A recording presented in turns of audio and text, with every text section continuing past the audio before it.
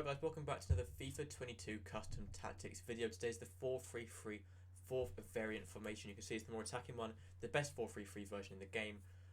Not sure why it is, but it just is the best really. That's pretty much all I can say. It's the more attacking version because obviously the other ones have CDMs and stuff. This one, no CDMs, you've got two centre mids and you've got the cam. You've got that triangle shape in the middle, which is probably why it is as good as it is. But let's start off the tactics, then we get on to the instructions. These are top 200, so pro player tactics and instructions. Quite an attacking formation. We're sort of going to counter it slightly with how we use the tactics, but it's quite a nice balanced sort of instructions we're going to be using today, the tactics. Right, defensive style, we're going to be sticking with balanced. No need to use a press in this formation, especially with 4-3-3s in general. Presses just aren't the thing you want to be using, so we're sticking with balanced. For the width, we're going to be using 50 width, just keeping the shape how it is, nice and balanced. Nice and default. Sorry, my mic was quite far away at the start. I'll move it up here. Right, sorry if that made a loud noise, but hopefully you can hear me a lot better now anyway. Right, so 50 width. Depth on 43, playing a slightly deeper line. It's quite useful.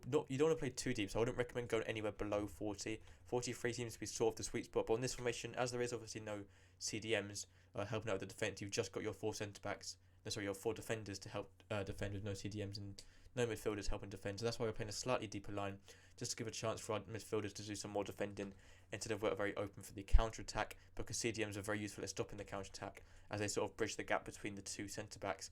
So 43 depth, but it's still enough so when we get the ball back we are still quite attacking and not too far deep.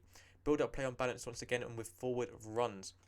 Forward runs is so important to have, especially on this formation with your striker and your left wing and your right wing making those forward runs so you can get those through balls through and get an attack going quickly. Players in box on 6 to help push your players forward into the opposition box. Overload that box. The more players you have in your opposition box, the easier it's going to be for you to score goals and make chances. Corners on 2 and free kicks on 2. Player instructions, your striker, stay central in the centre of the pitch in line with the goal. Getting behind, making forward runs behind the opposition defenders. Very important when using forward runs. And stay forward so he's always up there when you need him and not coming back to defend. Your left wing and right wing. For these, I recommend just leaving them all default. Maybe you can even put stay wide if you want. Some people try and use cut inside. I do not recommend this whatsoever. You want your wingers to be as wide as possible, getting crossed into the box, and you can sort of cut inside manually when you're with the ball. But you don't want them to be sort of making runs when you're cutting inside because you want your wingers to be wide and you don't want them to become too narrow. I recommend leaving your wingers default. If you want to get in behind, you can. Personally, I just prefer them default. It gives them the most freedom on the ball, and getting behind can become quite predictable on your wingers, especially sort of in the higher divisions. For your cam, I recommend stay forward, helping out the striker at all times, sitting just behind the striker.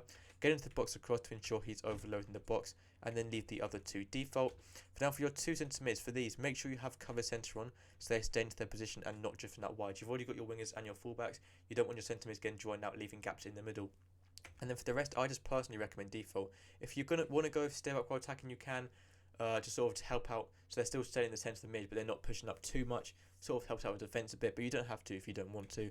And then for your support on crosses, you might want to stay on edge of box across. So they're not too many players overloading the box. Once again, you'll be quite open to the counter attack, but it's up to you. Personally, I just leave default. My two centre backs, I also leave default all the time. Never change your centre backs. Fullbacks, I recommend using stay back while attacking on this formation. Because you've already got wingers. When there's wingers, I don't see much point in having attacking fullbacks. But if you do want your fullbacks attacking, if you've got fast fullbacks and good attacking stat fullbacks, and you want them going forward, then make sure you use balanced attack and also use overlap. Overlap's really important, so they're making the overlapping runs on the outside of the wingers and not becoming narrower, not under sort of inverted runs. What's it called? Underlapping? Yeah, inverted. So you want to make sure you're overlap at all times. Goalkeeper comes across is very important, and sweeper keeper. So your keeper trying to win the ball in his hands as often as possible. And that's the 4-3-3 fourth variant custom tactics and instructions. If you've got any questions, let me know in the comments. I'll reply to you as quickly as possible. But thank you guys for watching. Have a good rest of your day. Enjoy using the information. Hopefully I'll see you again soon, and goodbye.